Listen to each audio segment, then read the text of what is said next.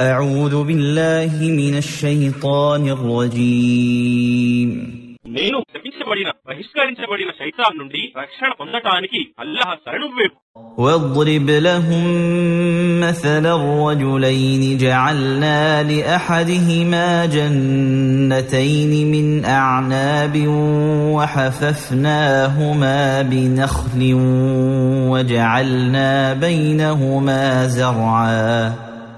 మరియు వారికి ఆ ఇద్దరు మనుష్యుల ఉదాహరణ తెలుపు. వారిద్దరిలో ఒకనికి మేము 2 ద్రాక్ష తోటలను ప్రసాదించి వాటి చుట్టూ ఖర్జూరపు చెట్లను మరియు వాటి మధ్య పంట పొలాన్ని ఏర్పరిచాము. كلتا الجنتين آتت أكلها ولم تظلم منه شيئا وفجرنا خلالهما نهرا. ఆ 2 తోటలు ఏ కొరత లేకుండా పుష్కలంగా పంటలిచ్చేవి మరియు వాటి మధ్య మేము ఒక సెలయేరును ప్రవహింపజేశాము.